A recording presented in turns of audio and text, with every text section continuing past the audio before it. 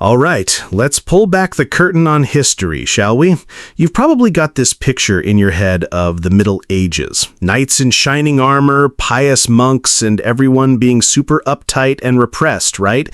You probably think their idea of a wild Friday night was, I don't know, illuminating a manuscript with slightly more gold leaf than usual. Well, I'm here to tell you to take that mental picture, ball it up, and throw it into a dumpster fire. Because the truth is, medieval sexuality was so wild, so bizarre, and so unbelievably unhinged that it makes modern dating apps look like a quiet afternoon in a library. You think you've seen it all? You haven't seen anything yet. We're about to dive into a world of court-supervised sex, libido-boosting testicle feasts, and magical underwear that will make 50 Shades of Grey read like a children's bedtime story. Spoiler alert? They didn't call them the Dark Ages because the lights were off. They called them the Dark Ages because of the absolutely insane stuff people were doing when the lights were off. So buckle up, because your high school history teacher definitely skipped these chapters. Let's kick things off with what has to be one of the most ridiculous, counterintuitive courtship rituals in all of human history. It's a little practice they called bundling.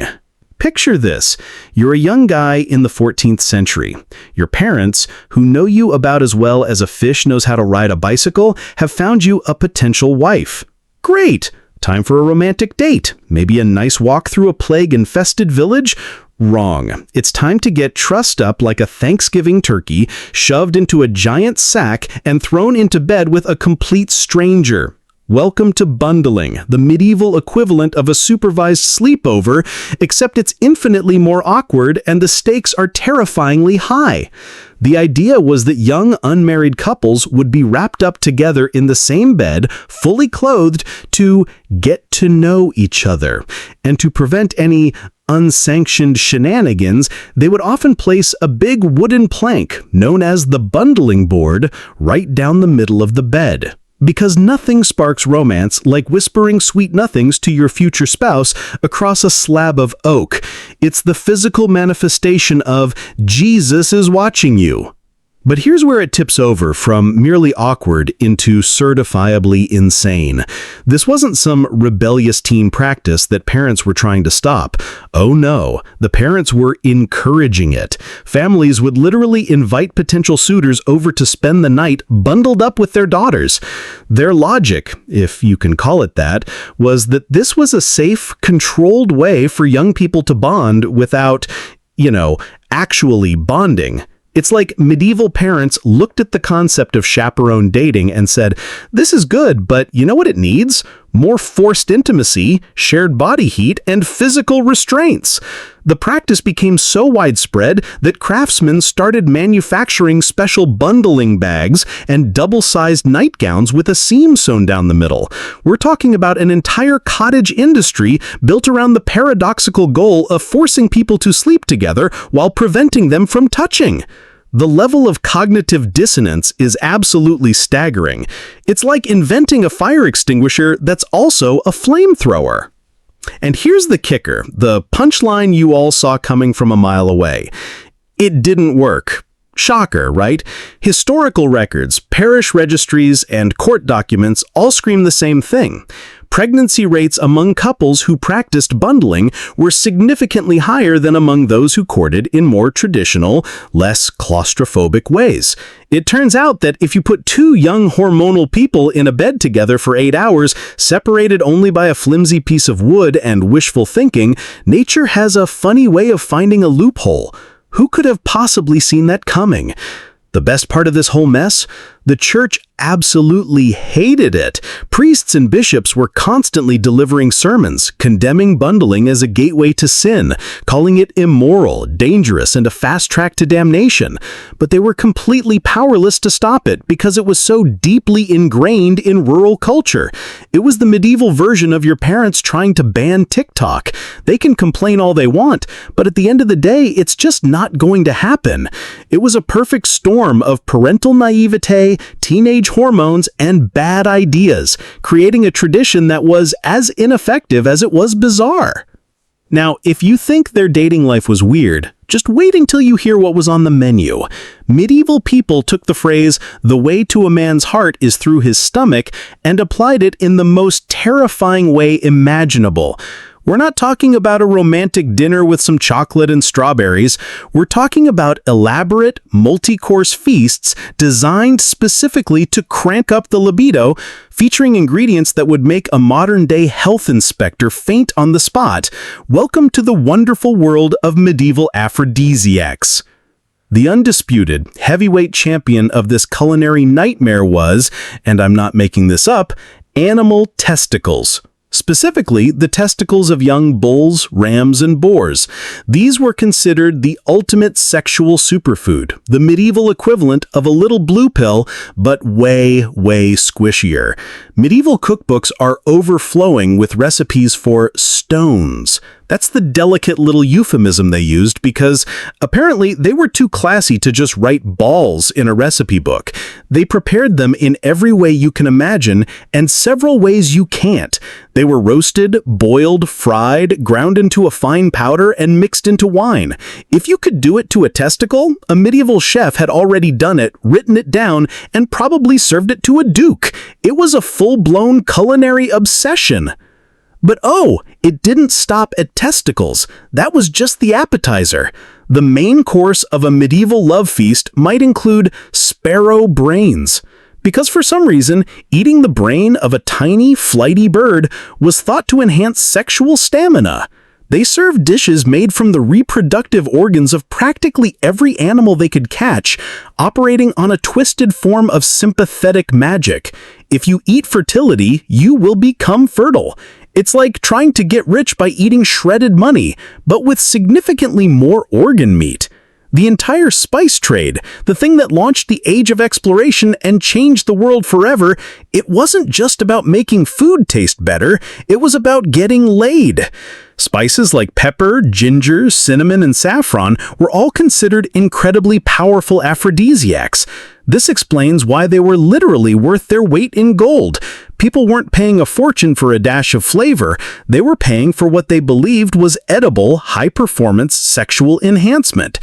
Wealthy nobles would throw these insane love feasts where every single dish, from the soup to the nuts, was engineered to increase sexual desire and performance. And here's the part that just breaks your brain. These aphrodisiac feasts were often the main event at wedding receptions. Can you imagine going to a wedding today and being served a 7-course tasting menu of animal genitals and brain matter, all explicitly designed to help the happy couple get it on later? The wedding cake itself was often packed with ingredients like pine nuts, almonds, and honey, not because they tasted good together, but because each one was considered a powerful sexual stimulant. This wasn't just folk wisdom either. This was science. Medieval physicians wrote entire medical treatises on aphrodisiac cooking, with complete recipes and preparation instructions. We have surviving manuscripts with titles like On the Generation of Semen and Foods That Increase Lust, which were basically the medieval equivalent of The Joy of Sex, but with more recipes for boiled hooves. The obsession got so extreme that the church actually had to ban certain aphrodisiac ingredients during religious fasting periods like Lent, not because they were decadent or unhealthy, but because they were considered too sexually stimulating for people who were supposed to be focusing on prayer and repentance. They literally had to outlaw horny food. Okay, so you've survived the awkward sleepover and the genital-based dinner party. Now it's time for the wedding night. A private, intimate moment for the new couple, right? Wrong. So wrong. If you think having your parents meet your new partner is awkward, try having a room full of nobles, priests, and your drunk Uncle Steve watch you lose your virginity.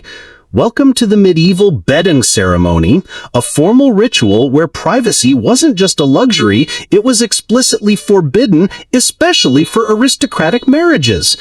The logic behind this public performance was, in a twisted medieval way, actually pretty straightforward.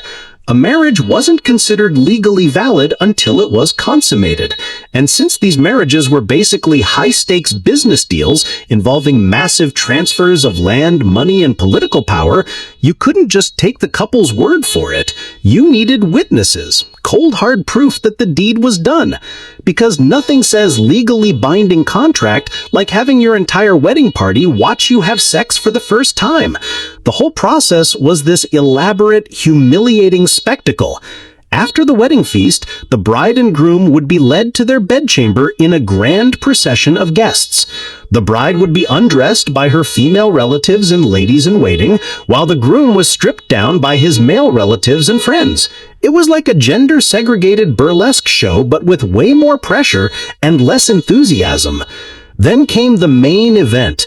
The couple would be tucked into bed, and the official witnesses, we're talking high-ranking nobles, church officials, and key family members, would gather around the bed to watch. And I don't mean they just took a quick peek to confirm things were happening and then left.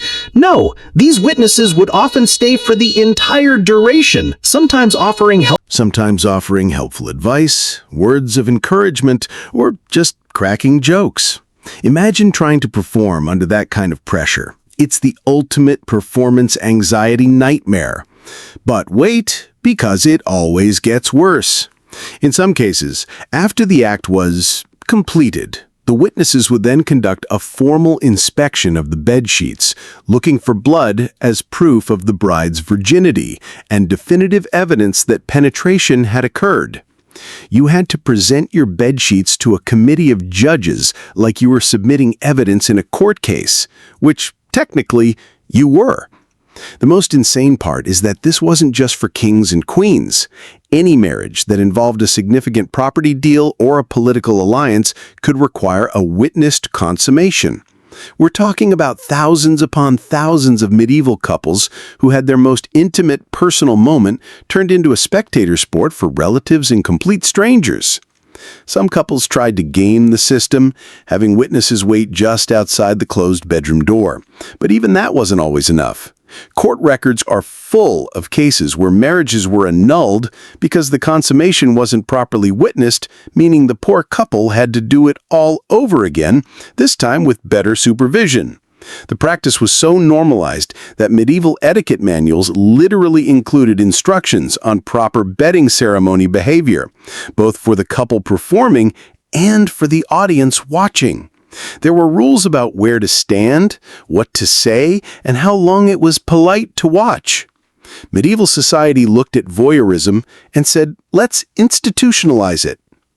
So let's say you've successfully consummated your marriage in front of an audience. Now, it's time to make an heir. Simple, right? Oh, you sweet summer child. Medieval aristocrats didn't just have sex. They scheduled it like a corporate board meeting, complete with astrological consultants, religious advisors, and a rule book thicker than a castle wall. We are talking about a time when getting pregnant required more advanced planning than a NASA space mission. This medieval obsession with timing conception was a toxic cocktail of astrology, bad medicine, and religious dogma that created the most complicated baby-making schedule in human history. First, you had to consult your astrologer. Couples would have detailed astrological charts drawn up to determine the most favorable planetary alignments for conception, because apparently the position of Jupiter gave a damn about your sex life. According to medieval medical texts, the absolute best time to conceive was during a waxing moon, when the woman was in a state of hot and moist humoral balance, and when specific planets were in just the right position in the sky. Some manuals even recommended waiting for particular saints' feast days, believing that a child conceived on a holy day would be blessed with special qualities. Imagine having to cross-reference a lunar calendar, an astrological chart, and a religious holiday schedule just to figure out if you're allowed to try for a baby on a Tuesday. But the timing obsession went way beyond just picking the right day. Medieval physicians provided ridiculously detailed instructions about the optimal time of day, usually midnight, the ideal weather conditions, warm and humid was best, and even the proper direction the bed should face, east, toward the rising sun. Having sex became a logistical nightmare. The methods for trying to select the gender of your child were even more bonkers. Want a boy? Well, according to the leading medical minds of the day, you had to have sex during the waxing moon, when the wind was blowing from the north, and, this is the best part, the man had to tie off his left testicle with a string before the act. Yes, you read that correctly. They believed that sperm for boys came from the right testicle and sperm for girls came from the left. The level of anatomical ignorance required to believe that, let alone act on it, is truly staggering. And then the church got involved, making everything 1,000,000 times more complicated. The church prohibited sex on Sundays, Wednesdays, and Fridays. It was also forbidden during the entire 40 days of Lent, during Advent, during a woman's period, during pregnancy, while breastfeeding, and on a laundry list of about 183 other saints' days and holy festivals throughout the year. When you add it all up, it left medieval couples with this tiny, pathetic handful of approved days to get busy. They had to navigate a legal and spiritual minefield just to find a 24-hour window where having sex wasn't considered a sin. Wealthy families would actually hire specialists, a weird hybrid of a doctor, an astrologer, and a priest, to create personalized conception schedules. These fertility consultants would analyze the couple's birth charts, medical histories, and religious obligations to create a bespoke, color-coded calendar for optimal baby making. It's like they invented fertility apps, but powered by superstition instead of science. Of course, if the hyper-complicated scheduling didn't work, you could always turn to accessories, because medieval people turned underwear into religious artifacts, and the results were exactly as you'd imagine. We're talking about a time when your choice of undergarments could determine your fertility, and getting dressed required consulting both a priest and a physician. The star of this show was something called the Girdle of Venus. This wasn't just a poetic name for a nice belt. It was an actual physical object, a girdle worn around the waist or hips, often made of silk or fine linen. But this was no mere fashion statement.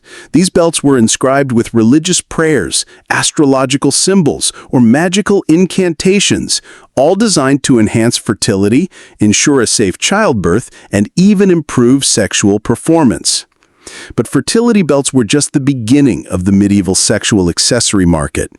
Women would wear special amulets containing everything from powdered unicorn horn, which was actually narwhal tusk, to ground-up gemstones.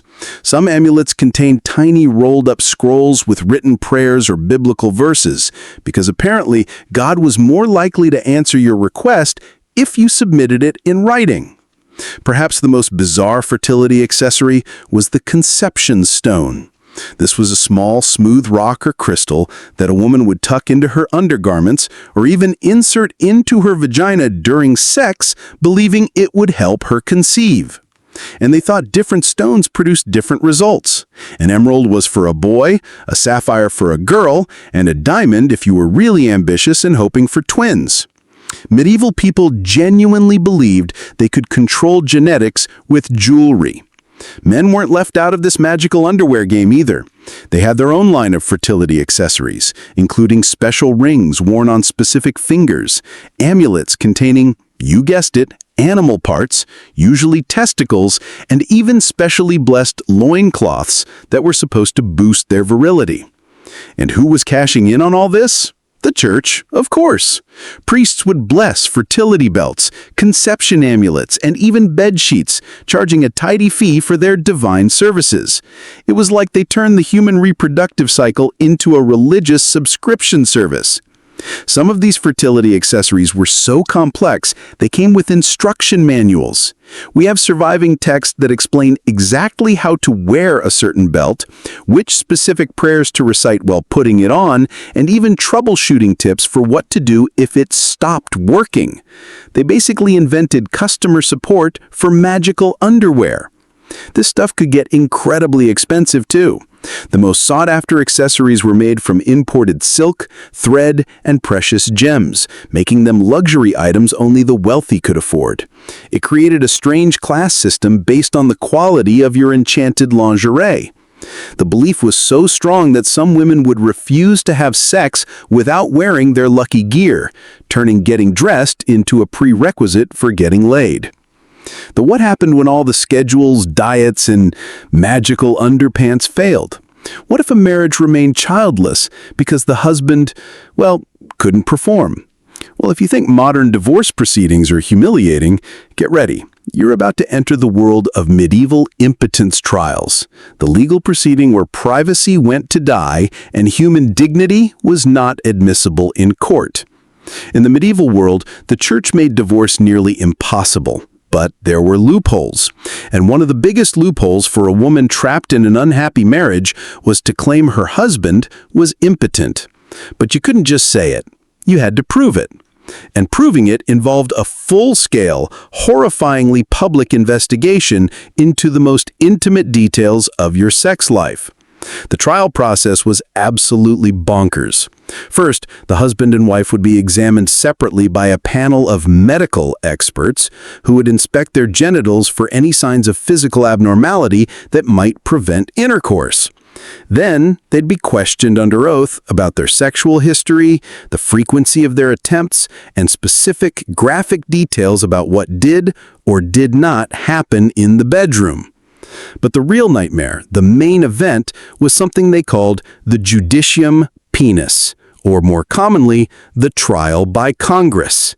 Yes, that's what they actually called it.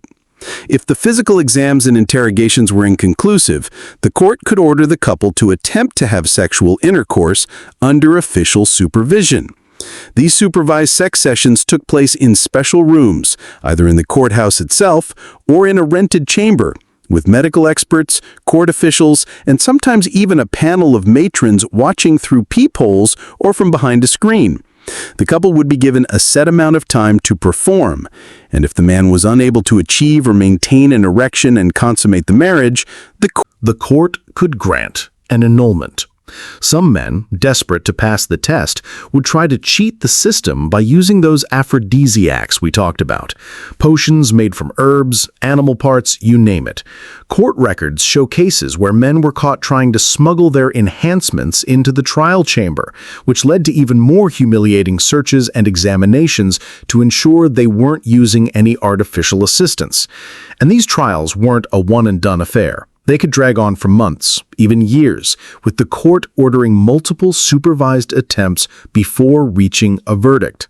Some couples had to perform for the judges dozens of times. Women who brought the charges weren't spared humiliation either. They had to undergo their own intimate examinations to prove they were sexually capable and that the fault didn't lie with them for being, in the court's eyes, unattractive or unenthusiastic enough.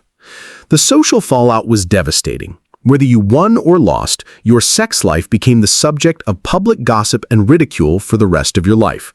It was so bad that many men, when accused, would just accept the annulment without a fight, essentially pleading guilty to impotence just to avoid the supreme humiliation of the trial by Congress.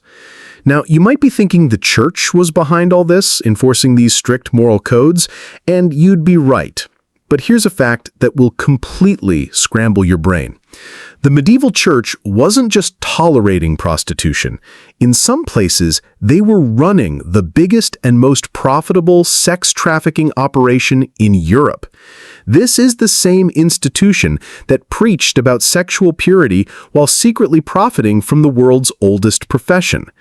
Let's take a trip to 12th century London, to the district of Southwark. At the time, Southwark had 18 officially licensed brothels employing over 1,000 prostitutes.